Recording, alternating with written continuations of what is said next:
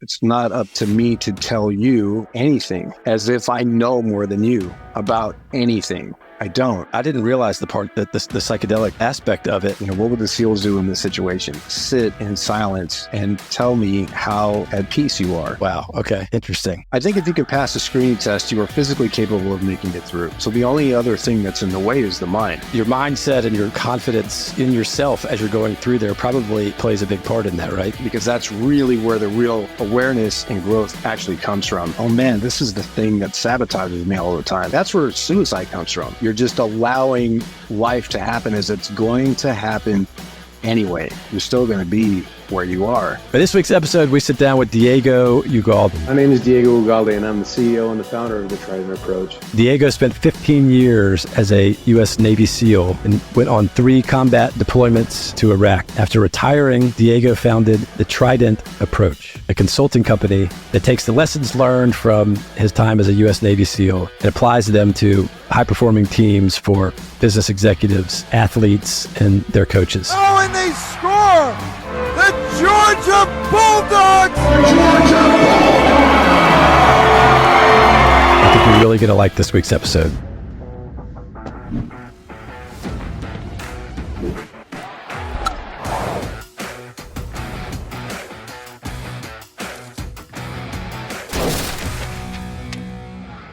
Boundary Breakers is brought to you by Carter and Clark. Thanks so much for being here. So, just really quick, the premise of this show is we're very fortunate to be able to sit down with extraordinary people like yourself who have done extraordinary things and made it to the pinnacle of their chosen profession, as you have done with both the SEALs and with Trident Approach. And it's an opportunity to give you the microphone so that we can hear about your experiences, the lessons learned, why you chose to do what you did, the things you're able to take away, so that we can share and inspire others. Whether it is it's a budding entrepreneur who is thirsty for leadership lessons or experiences, or it's somebody that wants to go the SEAL route. But it's an opportunity to be able to inspire others to hear some of the pearls of wisdom that come from all the experiences that people like yourself have gone through. And so if it's all right with you, what I'd like to do is I'd love to start just a little bit about your background, your path to the military, and then spend just a few minutes on your experience with the teams. But the majority of the time would like to give you the chance to talk about the Trident Approach and the lessons and experiences that you brought from your military experience over into the business world, how your company works, and some of the coaching and the executive leadership opportunities that you provide. I'm excited and curious to hear about all that stuff as well. And then we'll wrap it up with just a couple of other sort of leadership questions, if that's good with you. Great. So just give us a little bit, if you don't mind, about your background, where you're from, and how you made your way to the military. So my background is my father was in the Air Force station in England, where I was born. And believe it or not, I actually have some memories from there, even though we moved from there when I was 3 years old. We moved to about an hour north of San Francisco, where I grew up and went to high school there and all that. I was just, summer hanging out with my best friend. Our normal pattern of life was to go to Blockbuster and rent movies because we didn't have to go to school at the time. So, Navy SEALs came out. I saw the movie, and when I saw what those guys were doing, I was already interested in being involved in medicine somehow. So when I saw that they had a paramedic on their team, I knew that's what I needed to do. So I joined the military right out of high school, with the intent on becoming a SEAL. But I wasn't aware that that I had actually failed some tests. I thought that I passed them, but I wasn't aware that for the SEAL standard, I'd failed them. So it wasn't until later on that I found out that I failed them. So I had to go through this 2-year process of retaking exams and getting myself into physical shape and that kind of thing before I could actually go on to get into the training. And I finally made it there and was there for 4 months. I wasn't in very good shape, and I wasn't a very mature person, to say the least. So I showed up, not prepared. So after 4 months, I literally failed every single time run we had. And so they brought me into an office and told me, "Hey man, I appreciate you coming out, but you don't belong here." So they just showed me the door and said, I don't care where you go, but you can't stay here. So, so you went, so 4 months of buds and then they said, yeah, I mean, they did everything. No, thanks. They did everything they needed to do on their end to, allow me to succeed. I was just not ready. I just wasn't there. So, at that age, I was 20 years old, but in years, mature wise, I was probably 12 or 13 years old. I just kind of really felt like it was the end of my life. All of these things, what am I going to do now for the rest of my life, that kind of thing. So I ended up going on to become a medic for the Marines because it's this long-standing tradition. It's just the beginning of the Marine Corps. They got their medics from the Navy. So I was very, very proud to be part of that and go into deployment with them and work with them and do all the things that Marines do. I did that. And then my first enlistment contract came up, and it was up to me whether to get out or stay in. I chose to get out. I joined the Navy to be a SEAL. I wasn't a SEAL, so it was time for me to move on. I got out of the military entirely and became a bartender. I was a lead singer in a rock band. I was going to paramedic school and that kind of thing, and ended up becoming a paramedic. And then I worked in the states of Massachusetts, Florida, and Hawaii. And that time span was about 8 years. And during that 8 years, or those 8 years, I minimum 3 times a month just had really terrible dreams about not making it through SEAL training. So finally I woke up after one of those dreams and said, man, the only way these things are going to stop is if I go back. So I trained myself back into shape, lost 70 pounds, rejoined the Navy this time at 29 years old. I made it back into SEAL training with some injuries. I was able to continue on with my class, and I finally graduated. And then I got orders on to SEAL Team 2, where I stayed for most of my operational time. I deployed to Iraq 3 times there. And then I moved to various other places. And then before I retired, I did a final deployment to Advanced Special Operations deployment down to the South Pacific. And finished out 20 collective years, but 15 of those were in the SEAL team. So, that's the short story Wow. of this 10-year saga. Sure. No. I love it. I love it. I imagine it's difficult to shrink it down there just to a couple of minutes. But look, it's inspiring that that you came all the way out of the military. Not just you didn't go back to buds after being in the military. You were out and were so determined to get back in and to become a SEAL and to achieve your dream that you re-enlisted. And did you have a SEAL contract when you re-enlisted that second time, or when you enlisted that second time, I suppose? Not only was I older in age, but I was finally older in maturity as well, and wisdom, we'll say. And I was like, man, if I went through at 20 and got broken bones and all that stuff from running, I'm going to go in at 29. So the chances are I'm probably going to get hurt again, but just in case I do, I need to protect myself. So I actually went in as a reservist.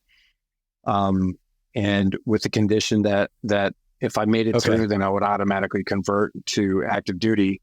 But if I didn't make it through again because of injury or whatever, then I could just serve as a reservist, which is not a difficult thing to either do or get out of. So yeah. Right. Yeah. So I have a little, I graduated from the Citadel after being medically disqualified. I was medically disqualified from all branches. And so I wasn't able to fulfill my dream. So sometimes I like to live vicariously through heroes like yourself. And so I just know enough to be dangerous. I certainly don't know a whole lot. I had a couple of buddies that went to Buds, and look, I know that it is amongst, if not the most difficult selection process on the planet. And I'm curious, how different was the experience when you went in at 20 versus when you went in at 29? It was different for a lot of reasons. Most basically, the first time I went, my first class was 199. And that was the end of 1994, beginning of 1995. So it was a winter class. And so the thing about the winter classes, or the thing about being in a winter class, is the Buds instructors know, listen, the only thing they need to do to tighten you up is just put you in the water and just freeze you.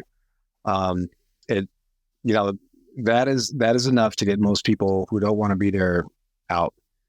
When I went back in 2003, I'm pretty sure, I went into the summer class, and it was good for my cellular development, but I hated it because they can't freeze you in the summer class. So what they do instead is they run you to death. And I got the first time I was there, I failed because of not only my mind and not being able to break through all these physical things, but also my bones were breaking. And so running was not, something I was looking forward to, and that's all they did, to weed people out. That was one thing. Another very interesting thing is, I told you the short story. When I went through the first time, I went through this quite dramatic production of my time in Buds, where when I showed up, a lot of people in the class were like, what's this guy even doing here? This isn't Boy Scout camp. This is SEAL training. You can't run fast and all this. But over time, where these slew of people were quitting, I remained, and people knew that I was injured, and people knew that I was continuing on. So I ended up not only gaining a lot of respect from my classmates, but I ended up even actually getting respect from some of the Buds instructors, which was unheard of. Some of them would actually say even kind things to me, which was weird. But going back, in 2003, it just so happened that some of my Buds instructors were guys I was in class with in class 199. So they're like, Ugalde, what are you doing here, dude? And, oh my gosh. So yeah, so Holy it was awesome because, by no stretch of the imagination would I tell you that I skated through Buds. But, for example, I got in trouble for doing something that wouldn't matter anywhere in the world, but it matters at Buds. And I had to do a couple 100 push-ups or whatever, but we didn't have time just because we were running from one evolution to the other. When we had just a minute break, I went up to one of my Buds instructors, like, hey, I've got time, instructor so I got time for these push-ups. And he just looked at me and said, you've already done them. And he walked away. So, it certainly wasn't the entire 8 months of my time at Buds, but there were little tiny things like that. And like I said, man, going through it as a 29-year-old, I was an old man. I was, I remember waking up after Hell Week. Well, anyway, that's a long story. It doesn't matter. Anyway, so I was an old man. Things were different in all kinds of different ways. I was different. The process was different, but still, we lost the same amount of people we lost the first time around. So, yeah, who knows? Yeah, no, it's amazing, and I imagine that your mindset and your confidence in yourself as you're going through there probably plays a big part in that, right? In terms of if you think you can do it, and so some of those little things, I could see how some of those little things, even though they seem very insignificant, talking about them now, I could see how. Or at least I can imagine how those probably gave you some inspiration and maybe one more day, right? One more day of hope or energy. So it fascinates me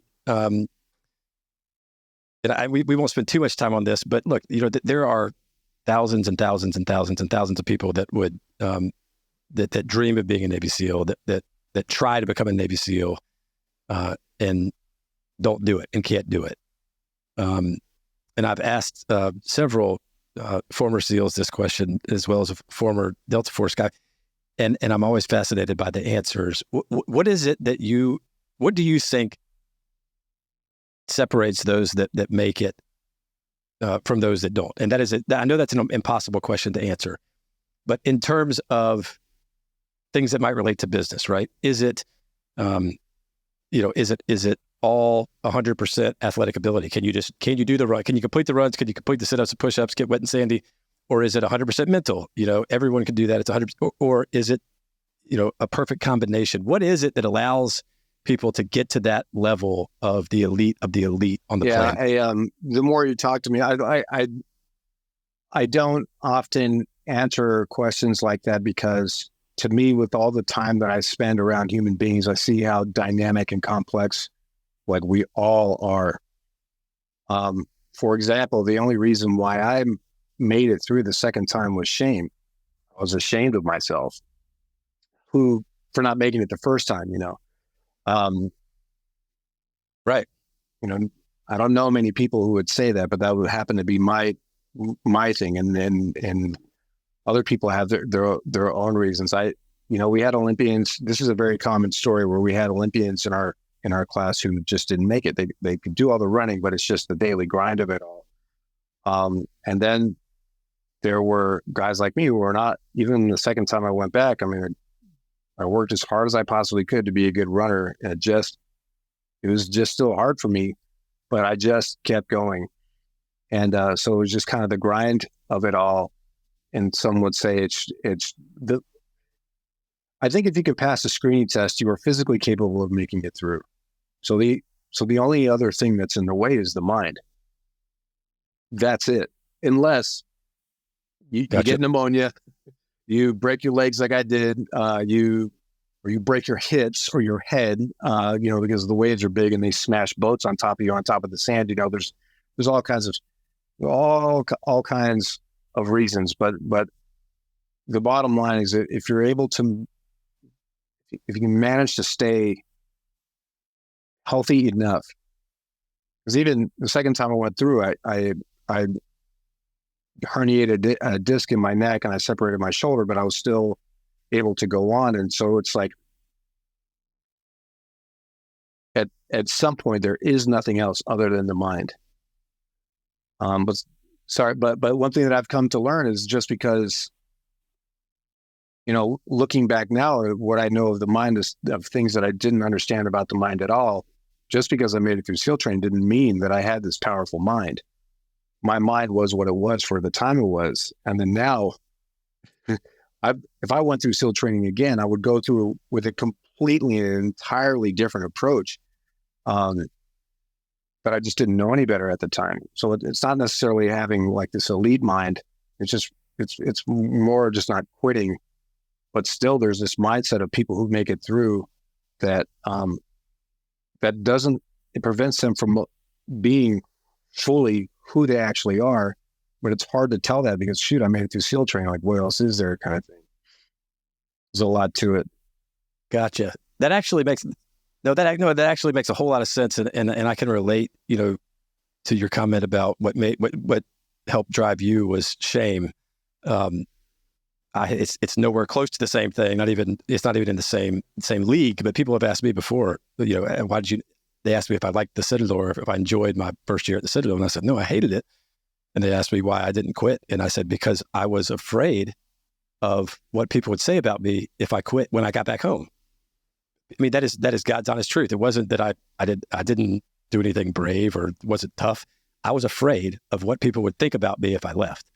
So I can relate and understand exactly to your comment about shame. But it sounds like, is it fair to say that, from the physical side, and then we can move on from the SEAL stuff, but on the physical side, you pass a screening test, you at least are potentially capable of making it physically. But for every individual person there's got to be something internally driving there's got to be something internally within each person that makes it, that's strong enough, that's intense enough to make them not give up through the whole thing. And it could, that thing could be different for each individual person, whatever it is driving them, but it has to be strong enough to get past, the most difficult, one of the most difficult selection processes in the world. Is that like a broad brush? Or emptiness? I'm sorry?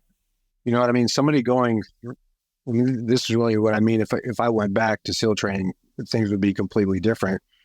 I wouldn't be going through with, you're going to do, I would just be in a place of really letting go. I would be in a place of surrendering to what is. There wouldn't be a force or a strength per se. It would just be an acceptance of what is. So, and I'm certain that would be a way to make it through SEAL training, not only making it through, but making it through potentially in the most powerful way possible. Even far and above somebody who's like, I refuse to quit today, because even that is fear. It's like loaded in fear. But there's a way, I think, to go through something like a crucible like SEAL training, being fueled by love, which is, surrendering and trust to all that is. And anyway, I think that's also possible. That's powerful. I want to come back to that because I think that's a really interesting, very interesting thought and approach. But so through Buds and then through your time with the team, you said you Most were of the time, with Team 2. Did I hear that correctly? Okay. I'm curious about the experiences with your, whether it was deployment or training or in Buds, as it relates to teamwork, right? Having to deal with other people, having to establish or achieve a common goal with a group.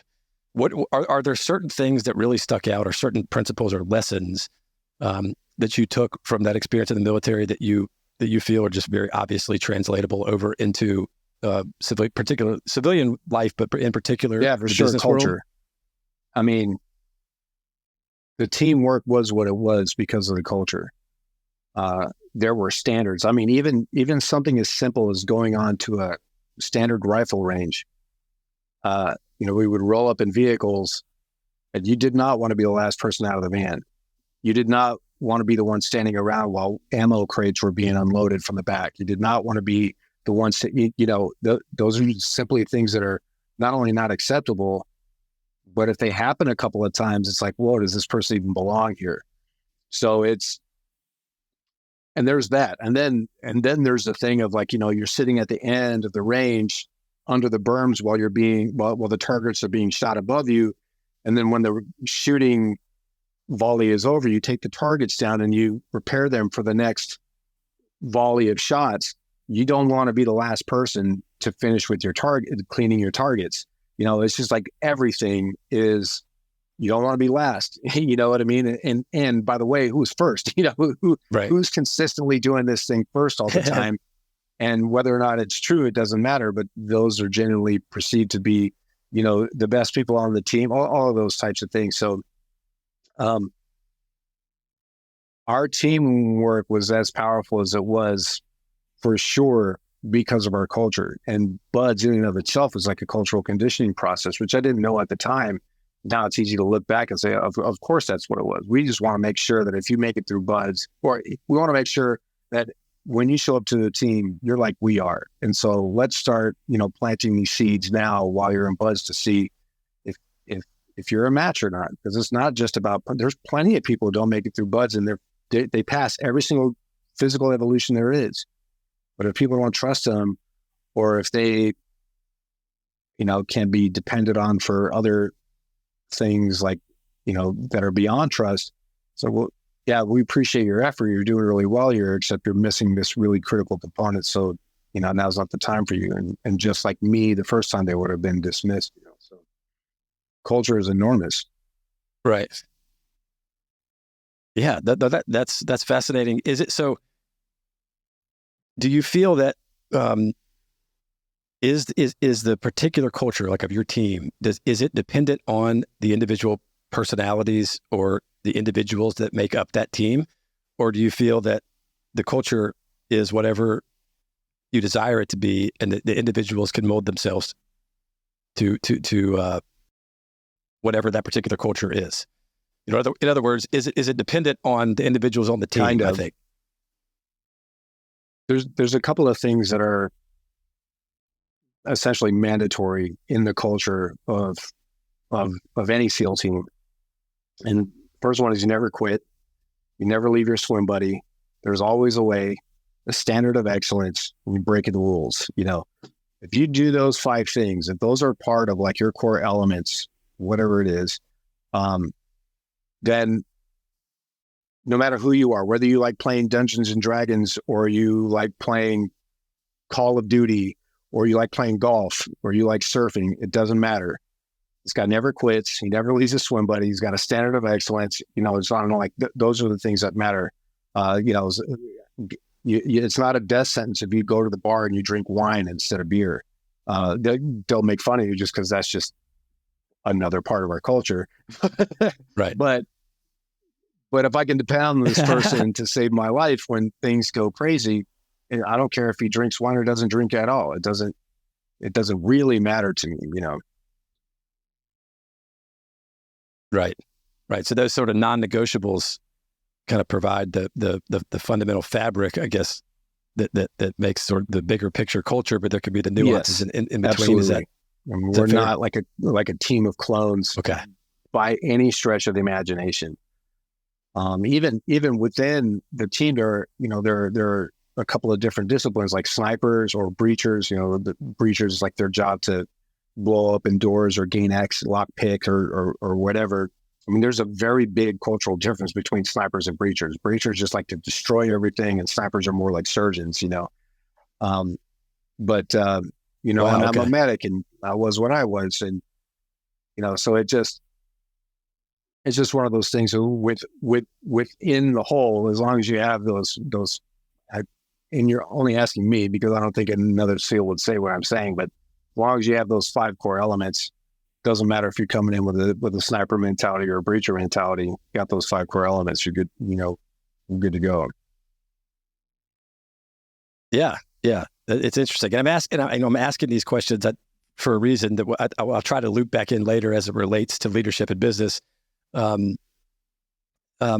at what point did you, or were you still in the military when you decided, or when you knew, or when it dawned on you that what you wanted to do in civilian life in terms of, the Trident Approach and your so about 2 years before I retired, it got super real to me that retirement was coming. I didn't know what it meant necessarily, but the idea of not having like this guaranteed paycheck and being told where to be, what to do, and all that stuff was ending. I didn't know what that was actually going to feel like. I just knew that somehow I should be prepared for whatever that would actually look like. Yeah. And so I went to this organization, nonprofit organization, the Honor Foundation, and their mission is to help special operations veterans transition from the military to the civilian world in any number. You know, it's an incredible executive transition program. And so they start to poke and prod at your brain about, you know, just because you're a SEAL doesn't mean, you know, you have to go into government contracting when you get out. You know, you can be a race car driver if you want, anything you want, like what do you want to do? And so the longer I was in the program, the more it continued to come to me that it just over and over again, whenever we had interactions with corporate executives during various fundraisers or what have you, they continue to ask the same question of me, which is, how is it that the SEALs work and communicate so well together? And I found myself answering that question,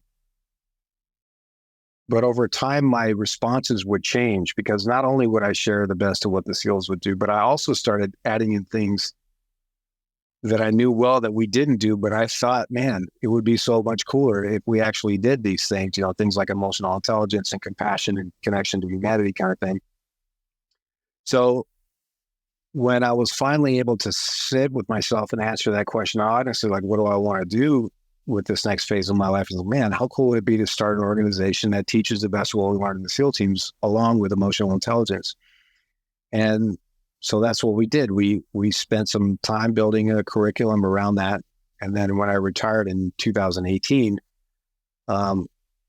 we kind of opened our doors, and then we started doing corporate events, teaching those fundamental elements. And then in 2019, just by an amazing set of circumstances, I found psychedelics. And there's an organization called the Mission Within that takes SEALs down to Mexico and treats them with psychedelics for things like traumatic brain injury, chemical addiction, suicidal ideation, post-traumatic stress, all of that. And I went down to see what they were doing, and I saw them literally saving lives out from under my nose. Long story short, I ended up taking the medicine myself. I became a psychedelic integration coach.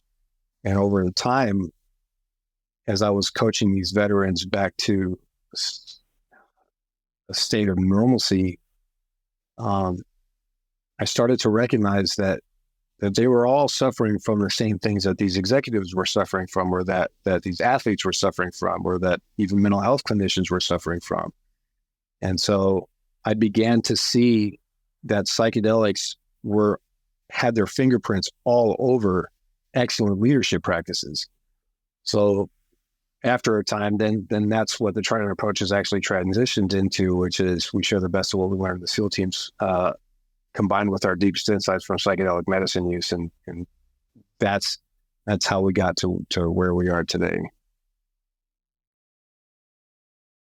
Oh wow, that is I didn't realize the part that the psychedelic aspect of it, and I've heard a lot recently about. I think there's a lot of aren't there several former SEALs or retired SEALs in that community that are helping with TBI and post-traumatic stress? Absolutely. Marcus Capone. I wouldn't be having this conversation with you right now if it wasn't for Marcus Capone.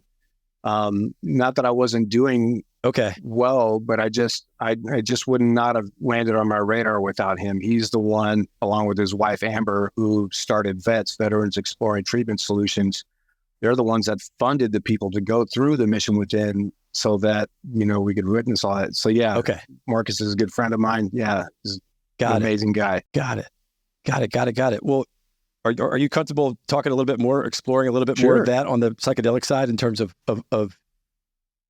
you said that a lot of the things that the veterans were facing in terms of the TBI and post-traumatic stress are the same types of things that athletes or executives are facing. What did you mean by that? A lot of times in talking with executives, when we start to get into the coaching perspective, the beginning of the conversation would sound a lot like, listen, I haven't experienced what you did, but here's my story.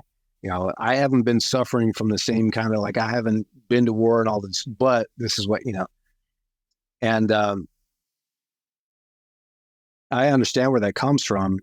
But when you start to peel away the layers and you start to go deeper and deeper and deeper to the actual root of why anxiety exists at all, for example, or why addiction exists at all, for example, there's the same core reasons as why a veteran, can't just simply enjoy his time with his family. And so really, there's really four elemental reasons. One is you don't understand the mind, because I can tell you that I grew up completely being not only thinking about the mind in certain ways, which were completely inaccurate, but I just didn't know. But so the mind, and the other part is being disconnected from the self. And what I mean by when I say the self is like the self beyond the thinking mind, the what some people would call your spirit or whatever. Some people would call God, doesn't matter what you call it, but being disconnected from that, even that in and of itself is suffering. The third element is not actually understanding what love actually is.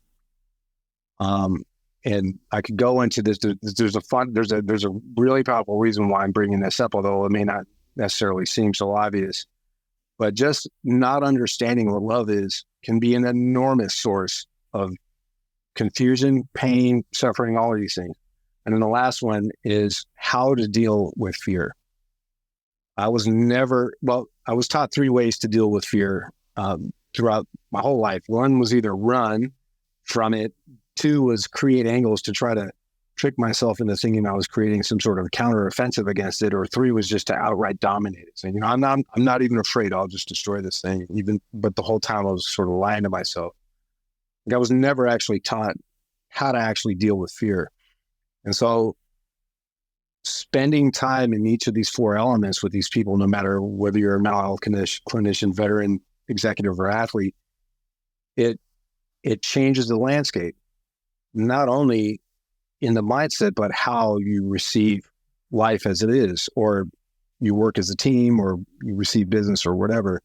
It essentially just creates vibrant resiliency and peace in the midst of chaos. I mean, everything could be going on and falling all around you, but if you have solid foundation or root system in those 4 elements, especially as a leader, I don't care what's going on, like you're good to go. And it's just managing everything that's going on around you just becomes easier.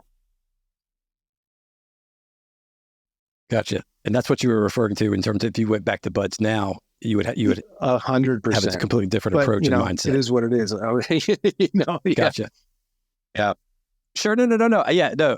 It just makes more sense. It just makes perfect sense. And look, I got to tell you, you got me. I'm hooked. I'm a CEO and I run a nationwide property survey company based out of Atlanta. And when I started researching the Trident Approach and you in general, I was immediately intrigued because you have a, I don't want to say a different approach, but maybe an additional aspect that it sounds like you're passionate about that I think comes into play in terms of the effectiveness of an organization or a team. And it's really interesting to me. And I was looking forward to asking you some of these questions because I think that, and I'm not just saying this because of the circumstance, but I think that my executive team is at a point where going through an experience like what you guys offer is, we're right at that point where it would benefit us, I believe, tremendously. But I'm curious, based on, I'm going to make some assumptions here, so forgive me, based on some of the discussion about psychedelics and having the right mindset, I'm curious, is that part of, do you work with teams that you feel aren't necessarily as coachable or coachable because they're not centered in those 4 areas that you mentioned, or they have the complete wrong outlook or mindset, and so they're more difficult to get where you're trying to get them to? In other words, how critical is the mindset, psychedelic part of it to, the core experience of Trident Approach? So psychedelics are illegal in the United States for the most part. So we don't, in the United States, we don't work with the medicine at all. But what we've done is we worked really hard to create programs that elicit psychedelic-like responses so that people can have like these really very deep and profound realizations on how they show up to the world under stress, how they lead under stress, how they communicate, how they work together as a team, how they build trust and work within the culture and all that. So we worked really hard to make, because psychedelics, number one, they're not just like the answer to everything. They're not the best thing for everyone, but there are other ways aside from psychedelics to really get to these fundamental core aspects that we were talking about before. So, not mandatory, but also to continue answering your questions, there are folks who are absolutely attached to the idea of the rat race, of egoic performance, like everything they do is kind of, dominating the competition, just whatever. It's very hard for us to walk into a room and get somebody who is committed to the typical, type A, I would say, approach to leading and excelling in this world. If they're, attached to it, we can't unattach them from that. Where we are more effective is that when people say, I've done that, it doesn't work for me, what is another way? That's where we really start to make big changes. And this is also really, really very important, because we don't go around telling people what to do, like, ever. It's not up to me to tell you anything as if I know more than you about anything. I don't. What we do is, we're not instructors, we're pathfinders. We just help you find your way, the way that is right for you. If you are committed to the rat race, there's a part of us that understands, we're just not the right fit for you. There's many people who are masters of the or whatever you want to call it. Go talk to them all day long. But if you want another way, you want to find your way, a way that's deeper for you, then we're all about it. Because any other way to me is like my ego inserting its way into not only your growth mechanism, but also your healing mechanism. And believe me, my ego has no business in your life. None. It's a smaller part of me. It's a limited part of me. It's all of these things. You don't want none of that. I'll just keep it over here. I'll manage it on my end. Yeah. Fair enough. So, fair enough. Absolutely. We run into people all the time and say, hey, we're the Navy SEALs of pharma, or we're the Navy SEALs of tech and all that. I'm like, believe me, you know what? You don't want to do that. You'll burn down the building and you'll have like 32 lawsuits a week if you are actually the Navy SEALs. You don't want that. You want to be the best of you. Absolutely. We want to dig into you and how that, come out in abundance. And that's where really the winning happens. Wow. That's really cool. So fundamentally, could you share what the Trident Approach does? I know you guys work with businesses and with athletes and with coaches, but from a business standpoint, just big picture, explain sort of what you guys do and how you work with teams, and what the what the desired outcome is, why people hire you. People hire us for different reasons. It seems, but I think probably the most common reason why people are seeking us specifically is because they've tried many other things that don't work and are actually looking to change. Like, that's the biggest thing.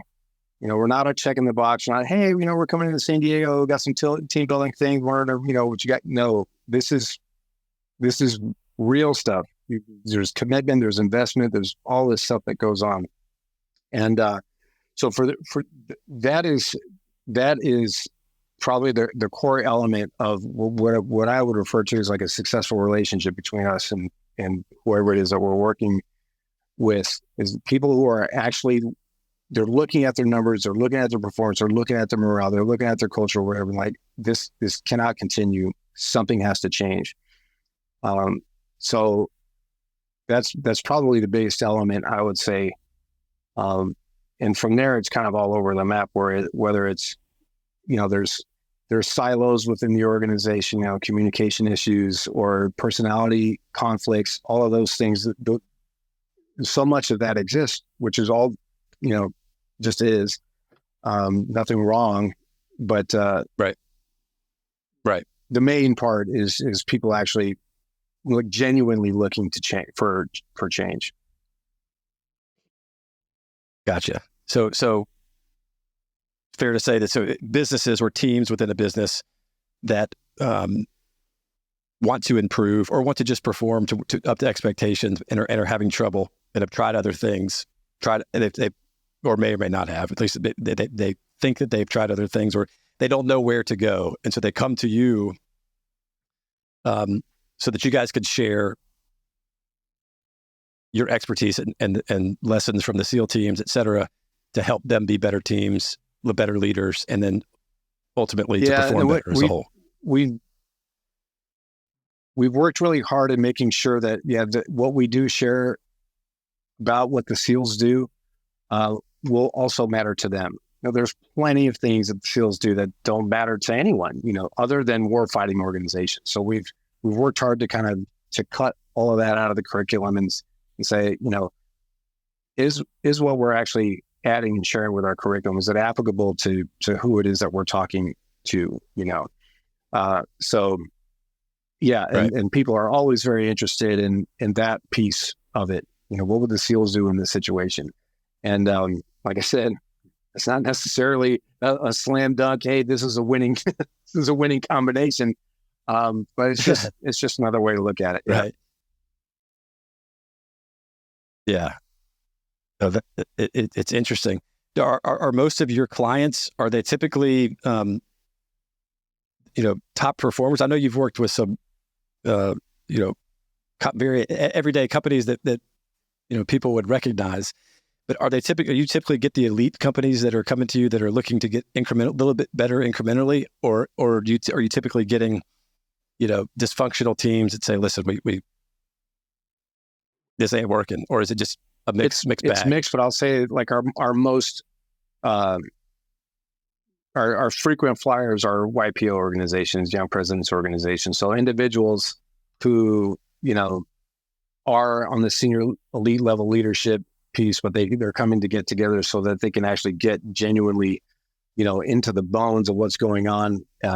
People who are not afraid to expand and explore and, break barriers and those types of things. Those folks are the ones that are most drawn to our approach to doing things. Another organization that we work with, probably the most consistently is Google X, like the think tank branch of Google. So like their job is to, So people, essentially people who are, hey, all this normal stuff, it just doesn't work. And we all know it. So what else is there? Those are the folks that really. Yeah. I got you. That makes sense. So some people sort of refer to that, maybe the students of leadership, right? The people that are really thoughtful and intentional about trying to understand what makes people tick, what makes teams work, and how to get the best out of everybody. I think that makes sense. So I know you guys offer several different types of experiences, but what do you? Is it a week-long trip? Do you come in for several like boardroom type sessions? Is it one-on-one? Could you tell us a little bit about the experience? Yeah, so we have a couple of different options. One is we do like one-on-one coaching, we do team coaching.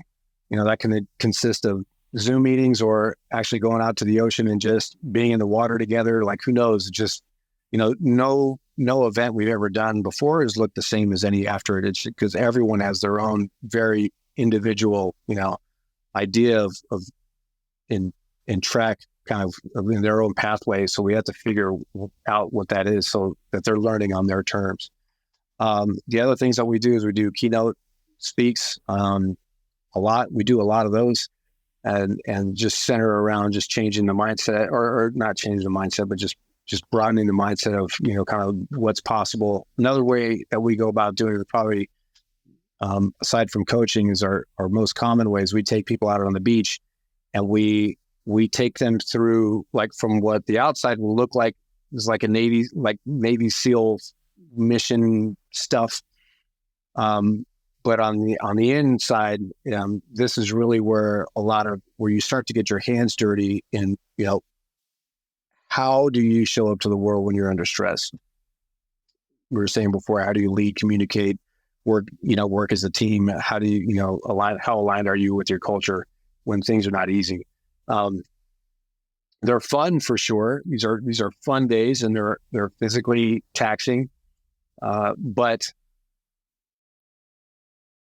there's just something really beautiful and absolutely powerful about saying, hey, so if you were in this situation, what would you do? And then, somebody can answer how they want all day long, but we're putting people in that situation and then just saying, go, it's up to you. And you got 3 minutes, figure it out. And, and the really great thing is, we talked a little bit about ego before, this is like the no judgment zone whatsoever. It doesn't matter how you are, where you are, how you perform, how you don't perform. Nobody shows up to the Trident Approach and just crushes it. It's so the understanding that mistakes are coming is the expectation. And so instead of getting all these fingers pointing at, it's like a support mechanism that's built around like, oh man, I was just there 2 minutes ago and that sucks. So you got it, bro. Like, we're behind you. Like, what do you need now? Kind of thing. Right. And cool. And I guess the one other thing, I know I said it was physically taxing, but we have really kind of created this for, like, we've had people in wheelchairs go through our program. We had a 78-year-old female she worked for a watch company out of Switzerland that we trained, and she was all about it. So she's like, I want to do this too. And I'm like, let's go, man. And she just crushed it. So it's not necessarily about being the strongest or the fastest. It really is about allowing your authentic self to show up no matter what, because that's really where the real awareness and growth actually comes from, which is all that matters. Like, that's the only thing that matters. Interesting. So do you typically see a pretty big transformation between when you first start working with a group and then toward the end of the experience? Typically, yes. Because when we show up, like, for example, we earlier this summer, we had like the sales group, and we showed up on the beach, and just because they were Navy SEALs, that we were Navy SEALs, that they wanted to really, I don't know, show us how fired up they are. And one of the sales guys, he like rips open this beer can with his mouth, and he just smashes the can against his forehead, and like, we're ready to do this. And we're Pathfinders, and we're looking at each other like, okay, this is where this group is at. Okay, we'll figure this stuff out. Yeah. And by the end, like, that same person who ripped open that beer can with his mouth and sweat, he was sobbing in my arms for 3 or 4 minutes straight, because he came to understand that there's all this stuff that happened in his life growing up that he never, so those kinds of transformations, like, or realizations and things like that, happen all the time. So people see Navy SEALs and they feel like they're supposed to behave a certain way, or they want to show us, it doesn't matter. Well, when they get into the bones, the soul of the Trident Approach is like, who cares about, it's completely irrelevant. Who am I? Like, who am I? Because where am I? Because that's really where, this is what I mean. That's the only thing that matters. So those transformations usually yield really powerful and emotional things that are what we're really trying. This is why we're doing the Trident Approach at all. We're not, believe me, we're not doing this to walk around, hey, just so you guys know, we're Navy. Like, care less. We do care about is people growing, right, and transforming. That's in their terms, that's what matters. Right. Well, your humility about being a former SEAL comes across, and it's admirable, because I think it would probably be easy in your shoes or in your seat to say, oh, I'm a former Navy SEAL. I'm a part of the most elite unit in the world. So I know, right? So, I know. Yeah. I'll so tell I you. Right.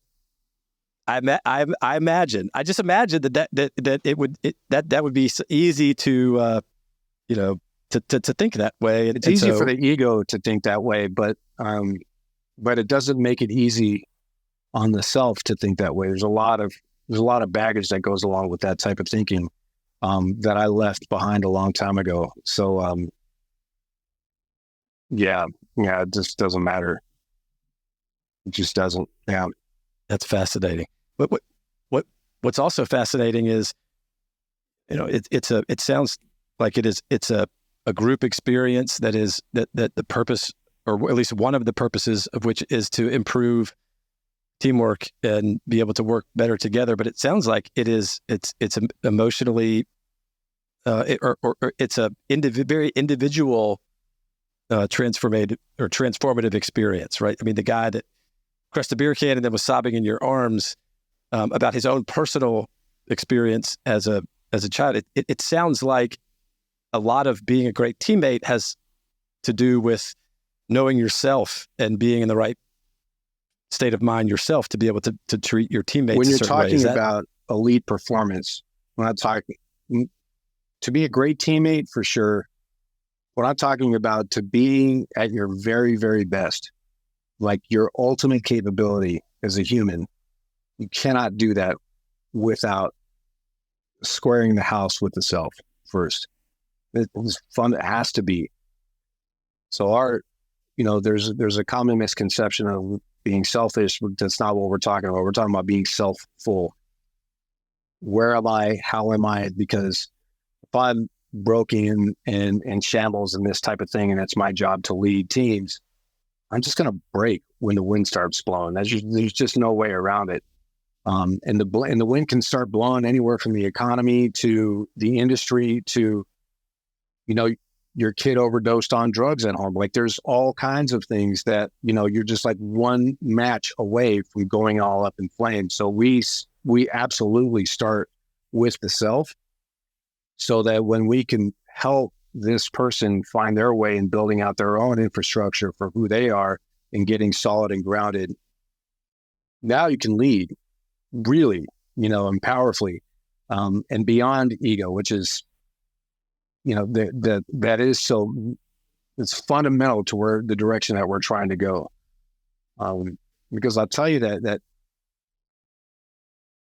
a big, huge reason why we're doing the Trident Approach is because after I retired out of the SEAL teams, after this 30-year process of trying to be a SEAL and all this stuff, I got to the top of this mountain and I was just buckled that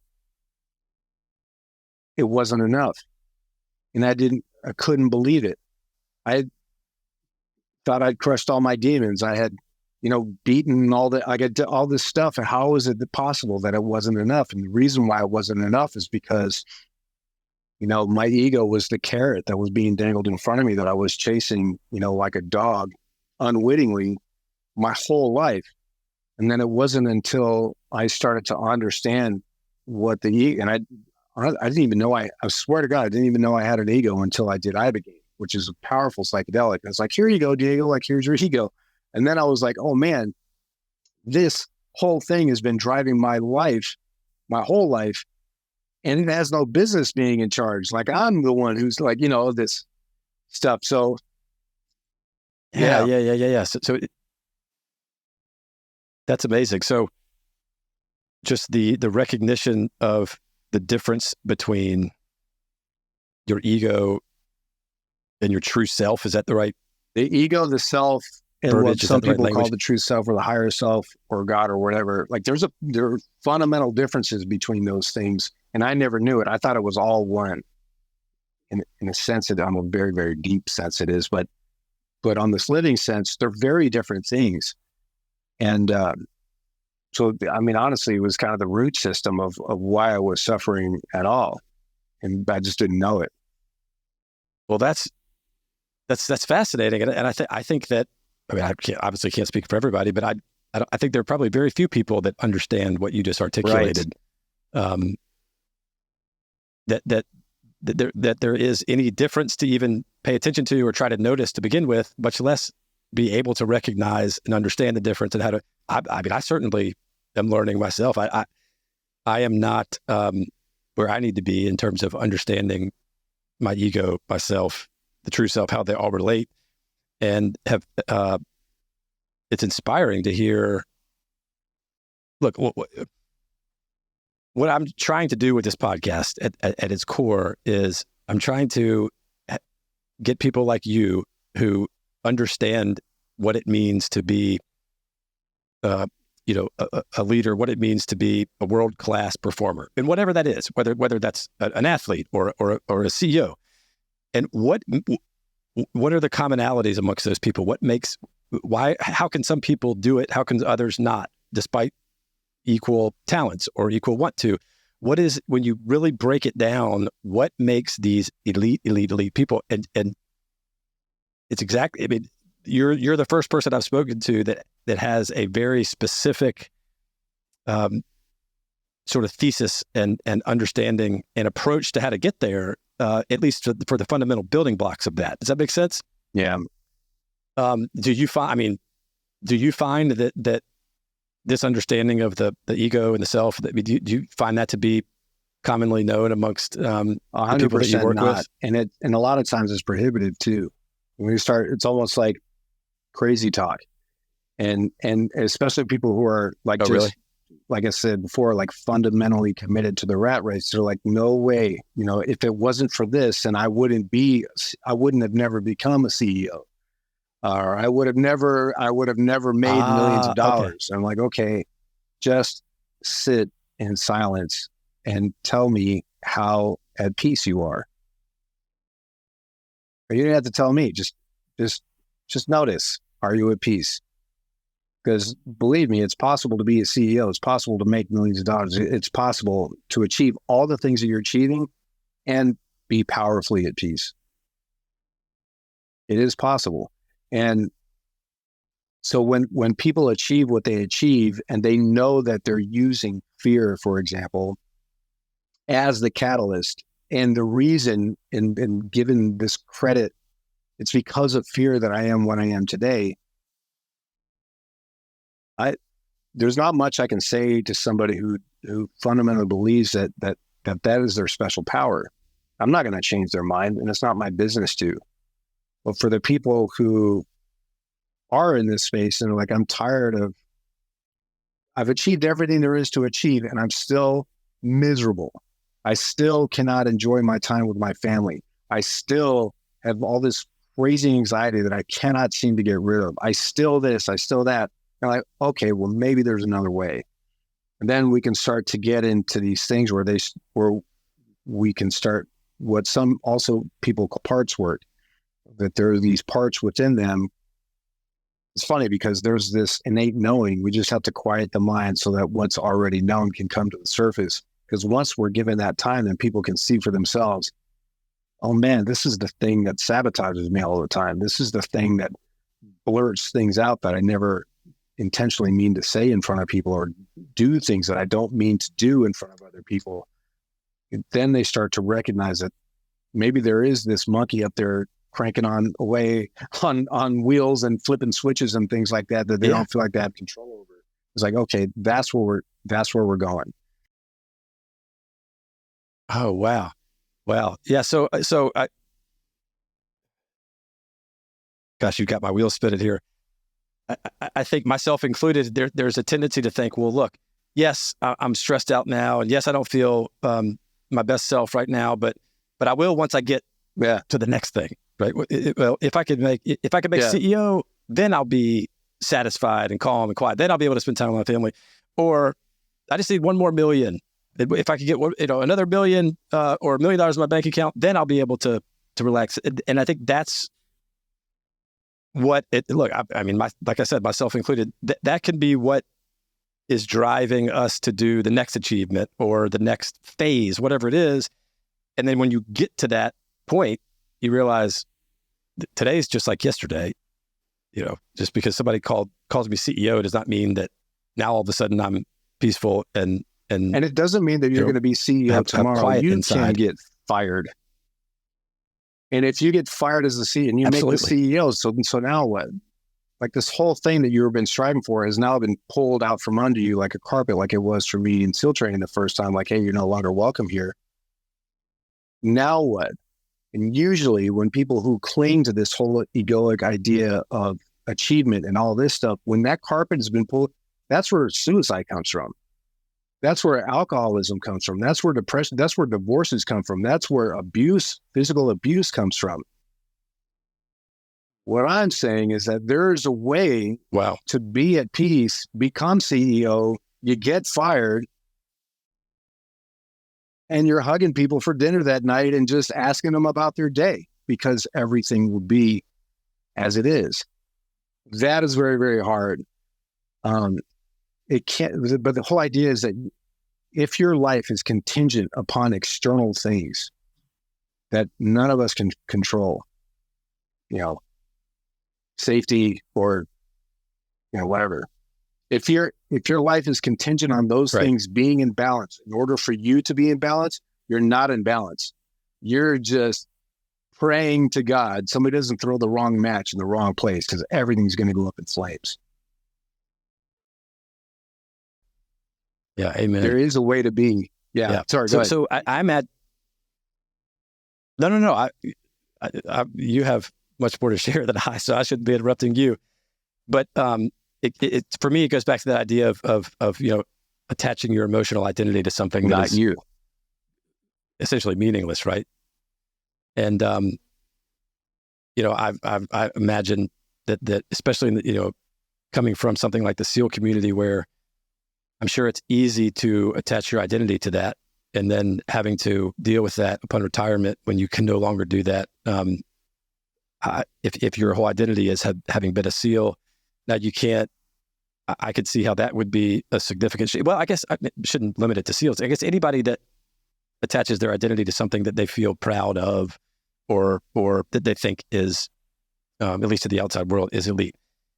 Question, and this has been unbelievable. This is. I think that you have a lot of special information to share that I think is very powerful. So, what is it? So, for the individual that does understand their self, their true self, and their ego, and the roles that those play, and it isn't driven by, or doesn't have their emotional identity tied to a title or money, what is it that is driving them at that point, right? What is it that is pushing them for them to go be successful or to do the next thing? Explain to us, who haven't been read it or who aren't with you, aren't there yet, what that's like. So I'm recognizing that I'm feeling like resistance in answering this question, just because it can be really abstract, but I'm going to answer it anyway. Nothing is driving you. Please, yeah. Nothing is driving you. You're being pulled. You're just allowing life to happen as it's going to happen anyway.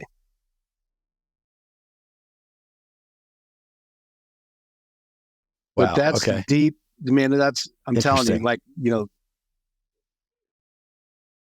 if I can't just go around, even though I just did, right? I just can't go around telling that to somebody. They're like, what are you talking? You know what I mean? Like, if I sit on the couch all day, then nothing is going to happen. I'm going to die of this. I'm going to get a heart attack and all this kind of stuff. And that's a very, very common misconception, because there's a difference between allowing yourself to sit and refusing to move. Those are very, very different things. If I allow myself to sit on the couch and I allow, something is going to happen within me that is going to pull me into growth and development. I just have to allow it to happen. And this, many, many people, especially in our culture, have deep resistance against, because they don't think that there's a way that if I don't do, then nothing will happen. If I don't, and so what they're doing essentially is they're like in a constant arm wrestling match with the universe their whole lives. And the thing is that they achieve. And so they're like, so I obviously have proof that my way works, kind of thing. But there is a deeper way. There is another way to simply allow yourself to be. I have allowed myself to be, and we have a book coming out. We train some of the highest, whatever. I've got this whole litany of stuff that's doing, and I haven't done anything really. Like, I didn't say, do this. I just allowed life to happen, and I didn't resist against what was. Yeah. There's a lot that goes to that. I understand. Well, no. And I love, it's beautiful. And it makes sense.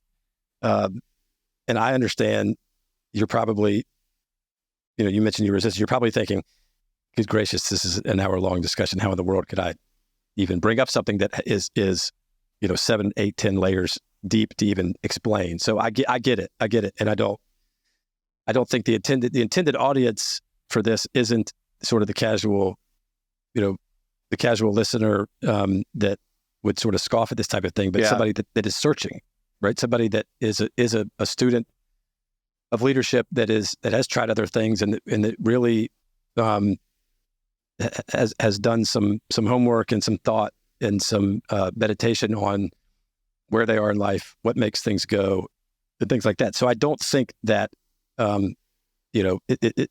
what you're talking about is just going to fly over everyone's head. But I also recognize that it isn't necessarily as simple as, you just allow.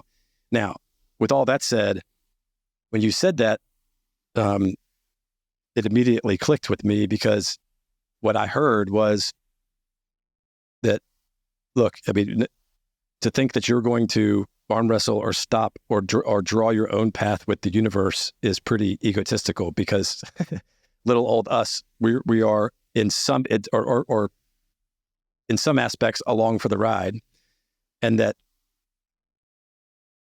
a way to look at how do I even say this? A much less caustic, a much less stressful approach to having to drive is the inverse of that, is right to allow it to happen as opposed to trying to force. Doesn't mean that you go to bed tonight, you wake up tomorrow, the Queen of England, but if I understand it correctly, it's a lot about mindset and how you're looking at and understanding what the driving forces are, and I love it. I'll be thinking about this. Yes, some of the things that really come up with that is, things like discipline and consistency, where you can't really achieve anything without any discipline, without consistency. And so right there, the people who are attached to those things, they say, I need to have discipline. I need to make sure that I'm consistent with this or nothing will happen. I totally get it. On this typical plane of existence that most of us understand, especially in our culture. But there is a way to allow things to be, and the discipline just is. The consistency just is. It's not the doing. There's a whole concept of do without doing. And so I just wanted to bring that up, because it's almost always like, well, how do you accomplish anything? If you're not disciplined, you're not going to get, you're never going to reach like these talent levels. And for sure, I agree. But there is a way to be disciplined where you're not forcing the discipline to be, even when it's hard. This is, like I was saying, that this is the whole thing that comes with this. No. No, I mean, it makes perfect sense. So it's almost like the discipline and consistency end up sort of as a result of this way of living, not necessarily because you're having to focus and say, I've got to do this. It happens. It already is there. Or maybe results not the word, a symptom. It already is there. So if you look at people who like, I need to lose 50 pounds, and they do it because let's say, for example, this person is doing it out of fear. Like, I don't want to look bad in clothes. I don't want to, whatever. They can lose the 50 pounds, and who knows whether they'll keep it off the rest of their lives or whatever. But somebody at the same weight who surrenders to what is, and even allows themselves to continue eating, to continue unhealthy living, but they're doing it in a place of surrender, in time, organically, without shame, without all of these constricting things that cause depression, all this. The choice then becomes, but I just feel better eating better. So the change happens, but it happens from a different mechanism. It's not, if I don't eat this fish, then I'm a piece of crap, and so that's how most people lose weight. If I don't do this, then I'm this. The people who allow, it just feels better to do this, and this is what I'm doing. That's so you can achieve the same results, but one person is happy and healthy, the other person is whatever they are. Yeah, that's a great example, because I think that's relatable and understandable, because you're coming from a completely different approach to try to achieve the same result, right? It makes me feel better to do this, so I'm going to allow myself to do that, versus, damn it, I got to fit this bathing suit or else they're going to think I look like an idiot, so I can't eat that. It's an inverse relationship that is it's fascinating. Well, this is exciting. So, I mean, you actually have the answer. You have the answer. I have my answer. You have the. I mean, so the question that I've been at. Well, okay, and okay, fair enough. You have an answer. You have an answer to the question that I love to ask, which is, what is it that separates the elite of the elite, the best of the best, the people that live in a way where they can achieve things beyond even what they dreamed about in a way that is fulfilling. And it is a very evasive, the answer to that question is evasive, but I love your approach and your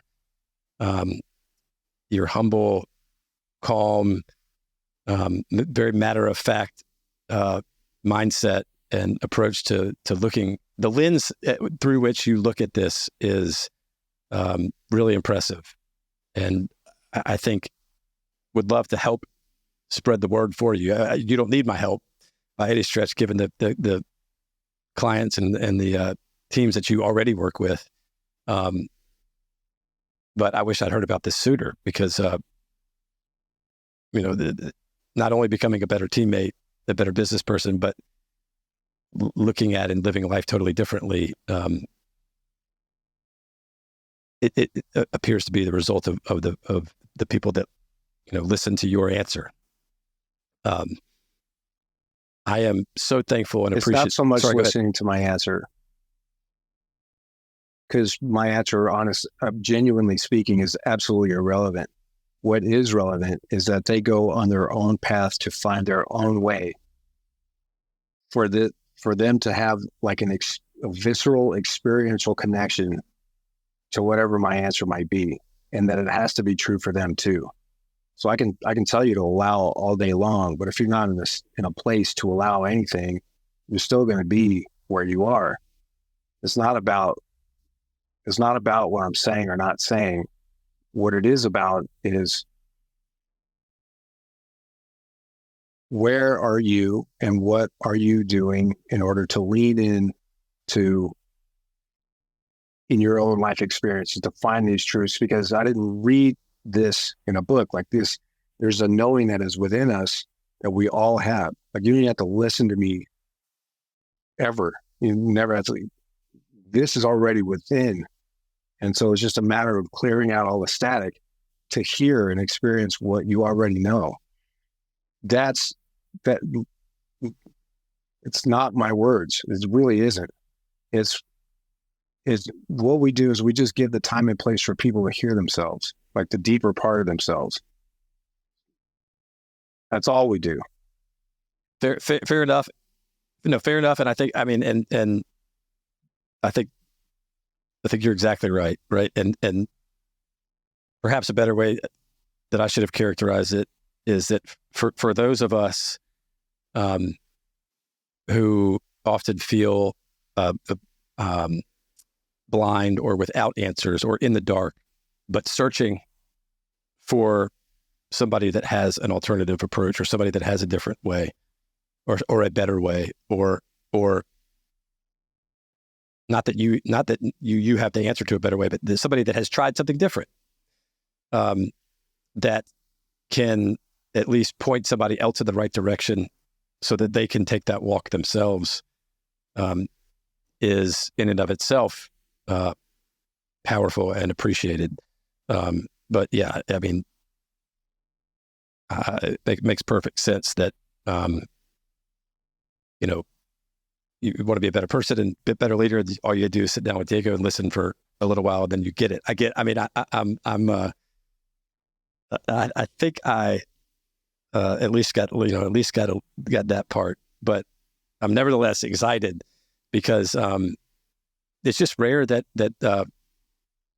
it's rare to have somebody that has experienced something promising that they're willing to share, or at least point somebody in the right direction who's looking to improve or looking to get or experience some of the things that you have experienced. So I love it. And gosh, how lucky I am to have you on this podcast. My hope is that you would accept my invitation to join me on this podcast at a later date after I have had some time to hope maybe engage your firm or talk with you further, so that we can have a more in-depth, thoughtful discussion about some of this stuff. Regardless, this has been fantastic. There's one question that I ask everybody, and oh my goodness, my apologies, we've gone over. Time flies when you're having fun. I ask everybody this question. God forbid anything like this were to happen, but I assume that if you work out of your house, if like I said, God forbid this were to ever happen, but if your house caught on fire and you had the chance to run into your office or your room or your house and grab one thing before it got too unsafe and you could run back out, you had time to grab one thing before the fire consumed, what is it that you would grab? I assume you're not talking about, like, for example, my daughter first.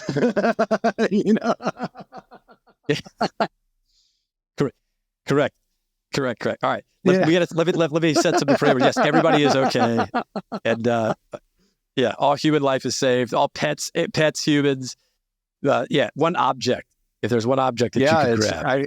I honestly, it's not what I would consider to be. I would just grab my laptop. I don't care about this. None of this stuff matters, really. If I got my laptop, then that means I don't have to recreate a bunch of things that I spent a lot of hours trying to recreate. But that's it, man. I don't care. I love it.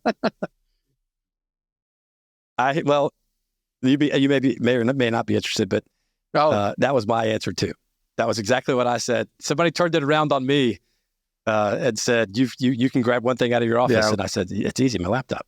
It's like, I mean, I hate to be so superficial, but just from my whole life's on that thing. I had to, redo everything. So it definitely comes from a place of not. Oh, it's okay. I'm sorry we went over a little bit. Fine. But from my perspective, I don't feel like it's superficial because it's taken a lot of work to become unattached to everything that I own. I can lose. It doesn't matter. It doesn't. Even if I lose my laptop, I'll find everything. It just is. Nothing. You know what I mean? It doesn't matter. Absolutely. Like, it genuinely doesn't. I'm not saying it doesn't matter. It already doesn't matter. So, yeah. Well, I love that.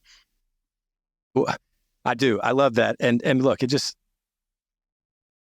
for whatever this is worth, I mean, what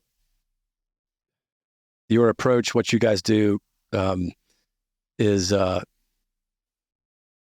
exactly what I've been looking for, personally and for my team. Are you guys taking additional clients at the moment? We're not as busy as you might think because we're not the right fit for most people. When you get down to the bones of it, it's not common, I would say, for the investment in the time and the work that's necessary to get from where you are to where you want to go. That's not common. So, we are just where we are. Yeah, absolutely. That's interesting. Is that because people they don't understand it or don't believe it, or they're just not willing to? Why is that? That surprises me.